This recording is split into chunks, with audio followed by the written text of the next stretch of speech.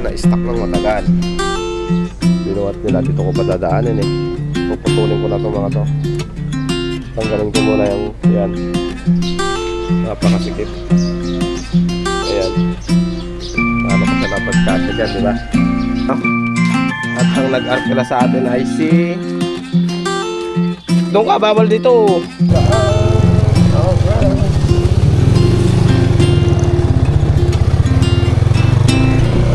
Let's go, guys.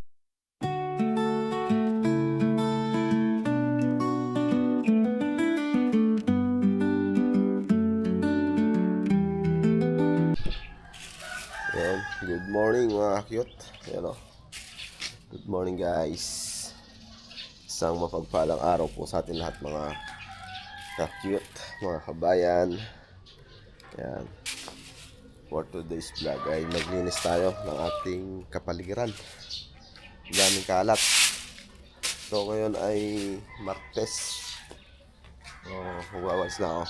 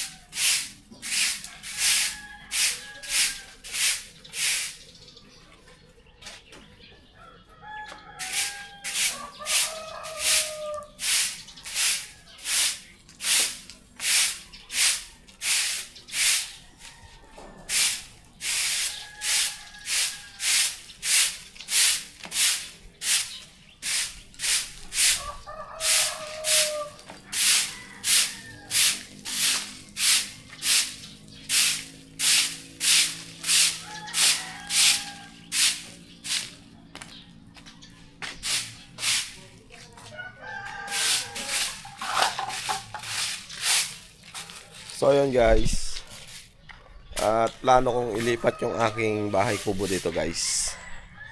Dito. So papagawa ko yung paglalagay niya dito para pag bumabaha dito ay hindi abutin.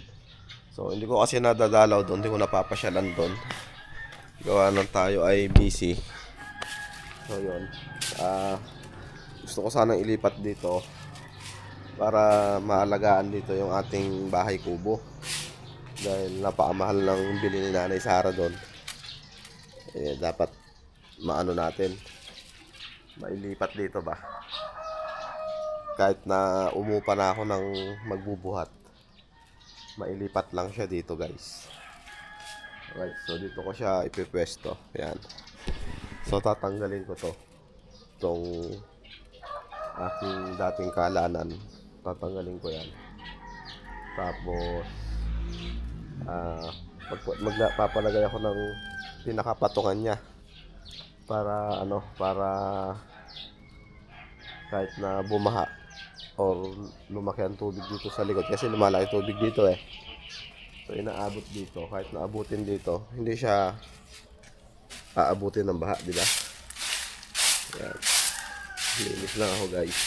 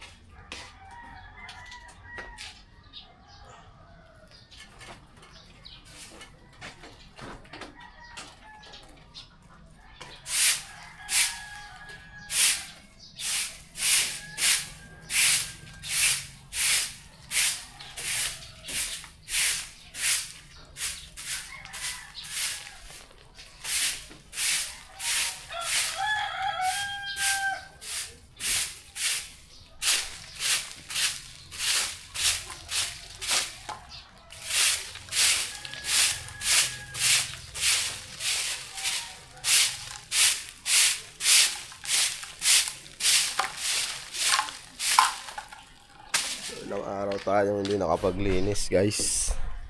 So, ayan o. Tsaka yung ating sasakyan, di natin naasikaso. Ayan. Diyan ka muna. Uy, mamalaglag ah. Ayan. Ayan o. Dahil kalat.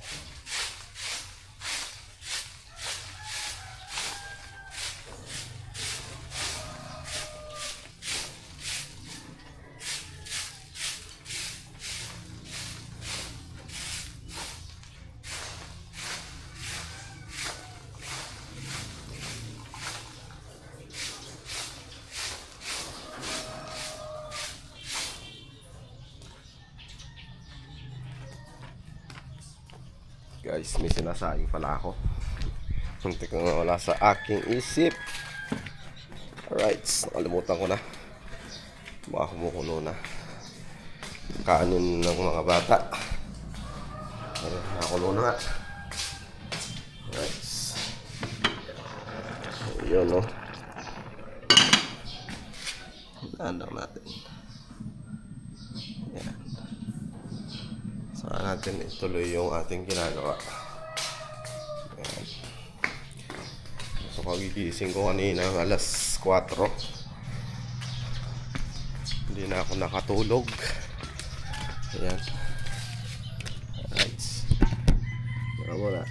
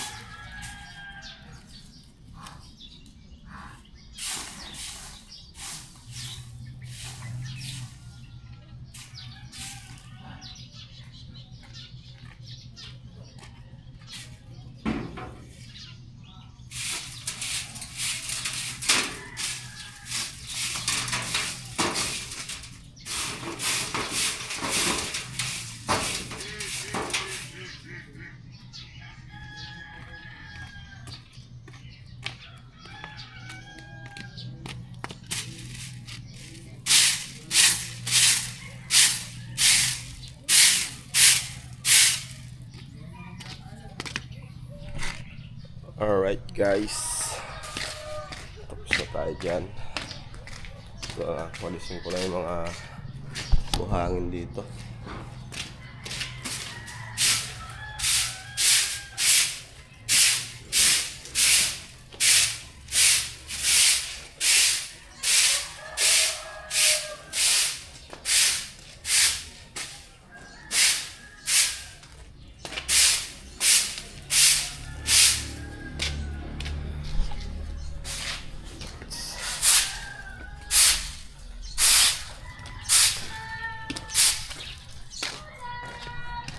Alright, so bala ko dugtungan uli ng tubo yan, no? Para ano, para dumidiretso na yung mga kuwan ng kanin. So hindi nila maiwasan mga anak ko na tanggalin yung mga kanin sa plato. So nilalagay doon, baka magbara sa tubo eh.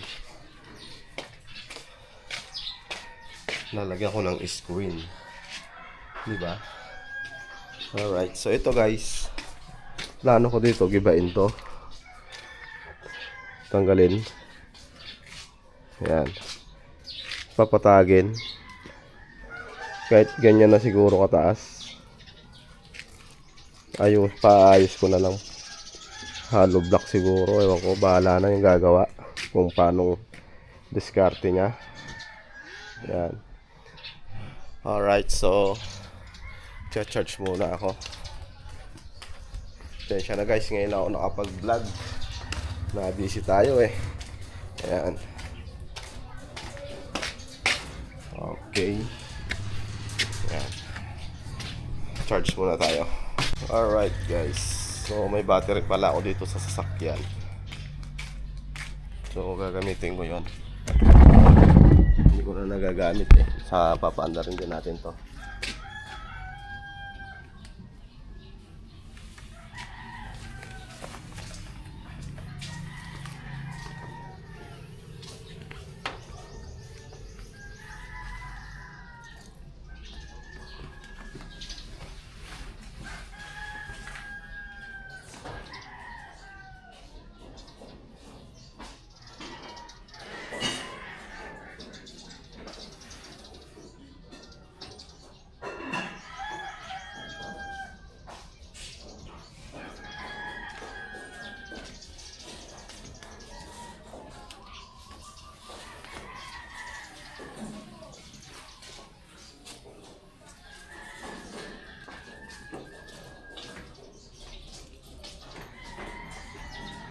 Ay, ko lang pa.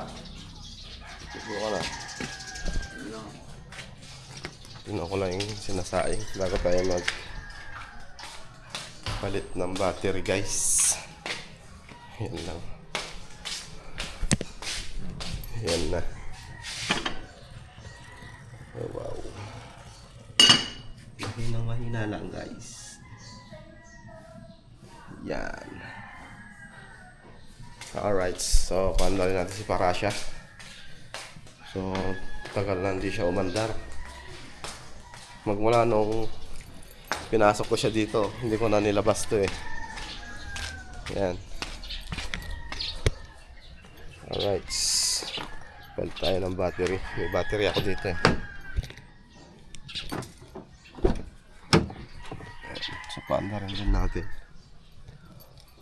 Matagal na hindi umandar to. May 2 weeks na yata. Andar pa kaya? Ang tanong, andar ka pa kaya?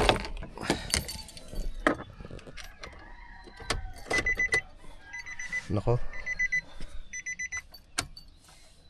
Ayan o.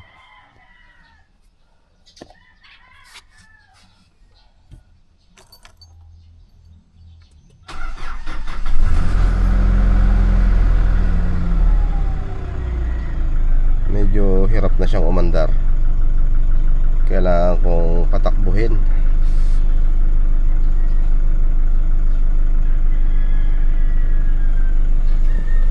Ang hirap kasing ilabas sa garahe niya, tapos ang hirap din ipasok. Kaya hindi ko ganong ginagamit. So may battery ako dito eh. Nasaan? Wait lang, hanapin ko lang ha. Hanapin ko lang. Yan.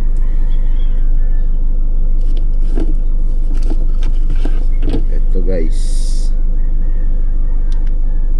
Solo bat yung isa. Yan. Okay, gamitin natin yung battery na to. Alright, update ko kayan guys sa mangyayari mamaya sa aking mga gagawin guys. Alright. So ayan guys, lobat din pala to. Mali yata yung nakuha ko.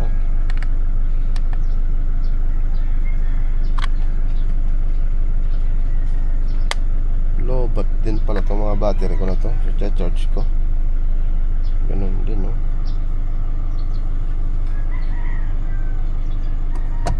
Okay. Habang warm up kita, dito ka mag-charge. Yan. Dito ka mag-charge.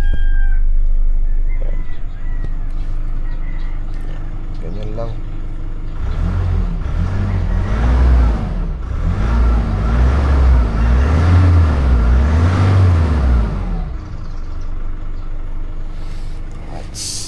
Mahal ang diesel. Konti-konti lang ang piga. Oops. Baba natin sa lamin. Baka mag-lock eh.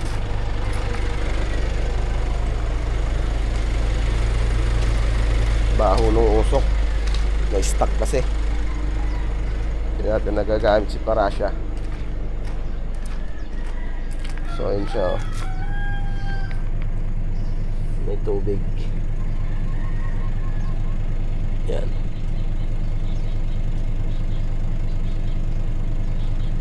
So far so good naman yung mga preno natin. Walang tagas. Yan, sa mga may sasakyan guys, pag na-stuck ang mga sasakyan nyo, once na may basa ng fluid sa mga gulong, yan, wala naman tuyo. So ibig sabihin may sira ang yung preno, tagas. Yan. Pagka na-stuck lang matagal. Yan. Ganun ako mag-check. So ito, disc brake. So hindi naman basta-basta tumatagas yan. So check na rin natin. So walang basa. Tuyo naman. Yan. Yan.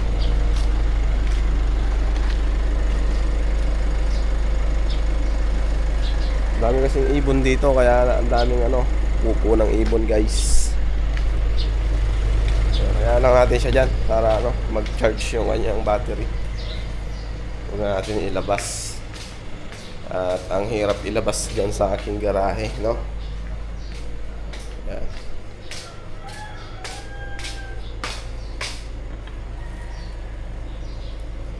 May itong kanin. Lagyan natin ito. Sayang para uminit. Ayan. Saka tayo So, painit natin itong adobo guys. Adobo baboy. Ayan. Konti na lang ito. Babaunin na lang siguro ni Roldan. Ayan. Alright. Update sa mga gagawin natin. So, wala man akong gagawin yung araw na ito. Alright. So yun guys, wala pa tayong makitang taong bubuhat.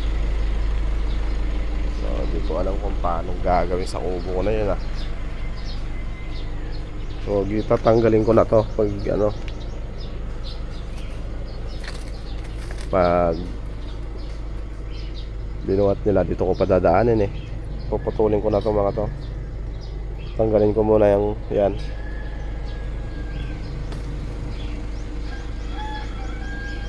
Papatagin ko na to siguro sa isang araw. Pagdating nung anak ko na panganay, papatulong ako dyan. Alright, so ganun siguro.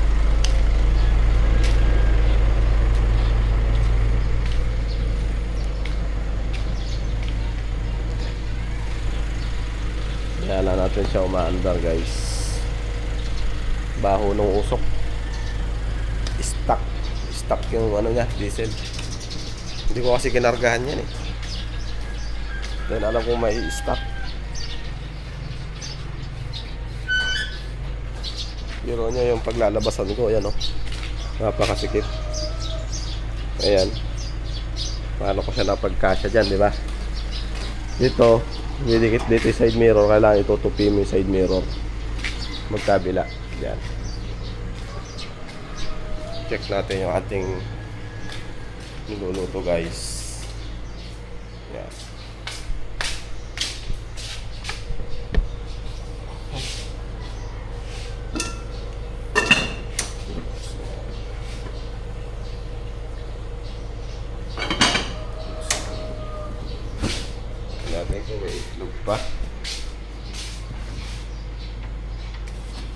May dalawa pa pala. Magmailo tayo. Mailo pa dito.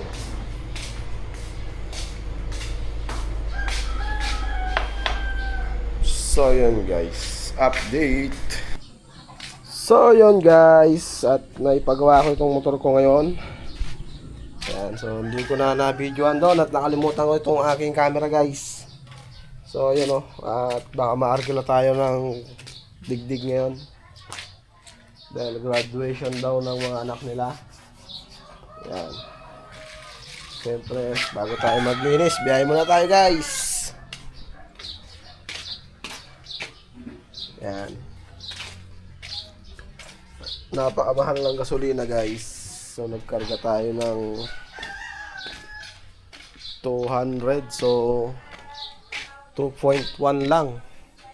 Samantala yung 200 dati, pag nagkarga ka dito, halos mga lahati na yung tangke ngayon. Wala, alog-alog. Ayan. So bagong gawa yung makina ni S12 guys. Yan. Makina na naubos ko dito. So hindi ko pa nasusulit yung motor na to dahil hindi naman gano'ng nagagamit ko. Pero ngayon, susulitin ko na siya. At gusto lang palitan ni Madam Joanne. Yan. Alright, so tayo ay punta sa Karanglan ngayon guys. So bukas biyahe ko na naman. Biyahe na naman tayo bukas. Ayan. Ay, nagsaing yung anak ko. Paano yan? Bibili lang ako ng uulamin niya guys. Para bago tayo malis. Alright. So yun guys, arkilado tayo. Sa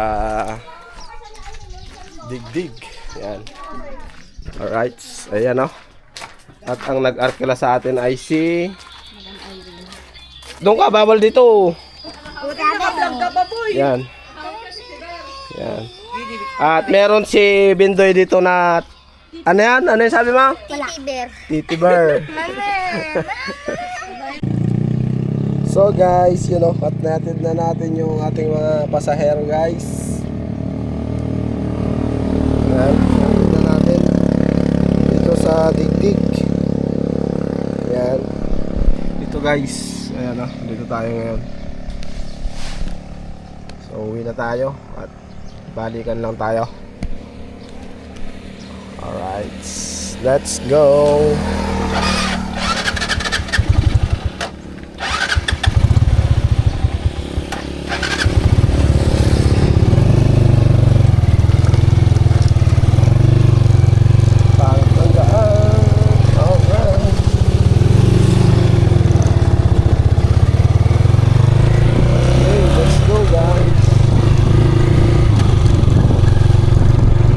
Natin, hindi na kuha yung timing. Right. Let's go. Here tayo. So yun guys, at nakauwi na tayo guys. Nahatid na natin sila. Ayan. At inarkila nila tayo doon sa Digdig. Ayan. Okay, goods naman. At dito ko natatapusin tong vlog na to guys. At see you next vlog mga cute. And God bless us all. Ingat po sa atin lahat mga guys. Bye bye.